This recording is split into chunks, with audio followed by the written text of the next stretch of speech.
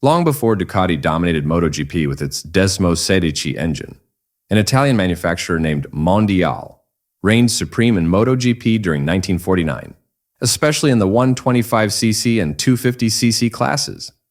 Mondial achieved an extraordinary feat by winning 10 world championship titles between the 1949 and 1957 seasons.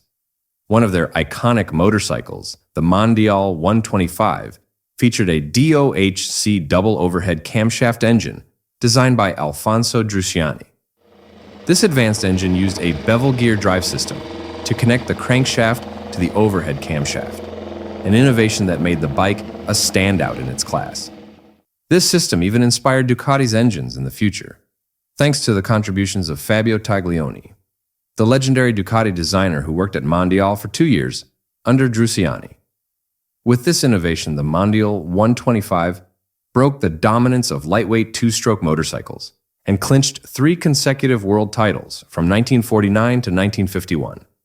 This motorcycle not only became a symbol of advanced racing technology, but also set a new standard in the world of motorsports. Want to know more about Mondial's legendary history?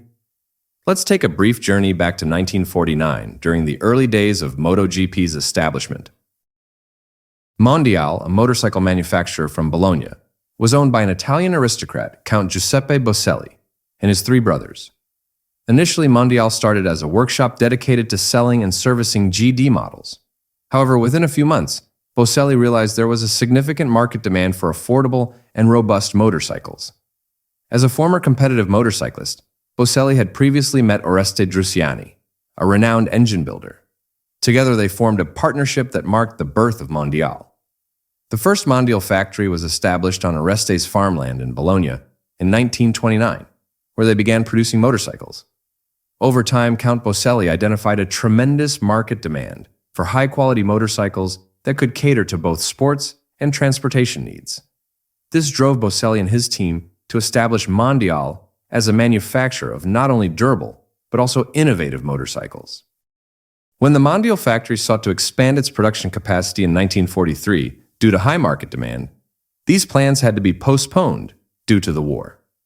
On July 24, 1943, heavy Allied bombing struck Bologna's railway station and surrounding areas, including the farmland where the Mondial factory was located. Although the modern machinery they had purchased survived the bombing, it was confiscated by the military to aid the war effort.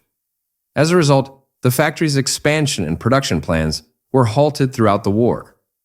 This was a challenging period for Mondial, as they had to defer their ambitions of meeting market demand until stability returned after the war.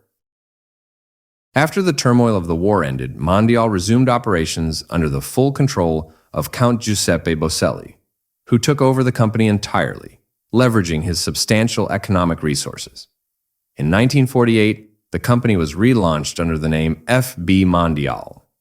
Mondial quickly achieved early success in motorsports, winning their first world championship title in just their 2nd year of production. At that time, while manufacturers like MV Agusta and Ducati were focused on producing lightweight two-stroke motorcycles, mopeds, and economical scooters, Mondial chose to specialize in high-performance motorcycles with small engine capacities, particularly 250 cubic centimeters and below. Each Mondial motorcycle was largely hand-assembled, which kept production limited to around 1,000 to 2,000 units per year. Despite the small production volume, this approach helped Mondial maintain its reputation as a high-quality manufacturer and secure 5 world championship titles in motorsports over the following years. In 1957, Soichiro Honda, the founder of Honda Motor Company, approached Count Giuseppe Boselli to purchase one of Mondial's race bikes, which had just won world titles in the 125cc and 250cc classes. Generously, Count Boselli gifted Honda a Mondial race bike. This bike then became the standard for Honda's development of world-class race bikes. Interestingly, even today, the original Mondial 125 cubic centimeter race bike remains the first bike displayed at the Honda Collection Hall, Honda's museum located in Motegi, Japan. Unfortunately, during the 1957 season, financial crises led many Italian manufacturers, such as Moto Guzzi, Galera, and MV Agusta, to to withdraw from world racing, including Mondial, which was then regarded as the king of the tracks. Despite their continued success on the track, Mondial chose to leave Grand Prix racing due to rising production costs and declining sales. After withdrawing from racing, Mondial shifted its focus to producing motorcycles with outsourced engines. They began using Mondial frames and components, but paired them with engines from other manufacturers to meet market demands. These motorcycles retained Mondial's high quality while utilizing technology from external suppliers. This form of production lasted for 19 years, until Mondial ceased all production in 1979. This marked the end of Mondial's golden era. However, nearly 2 decades later, Mondial rose again with renewed vigor, entering a new chapter in its history.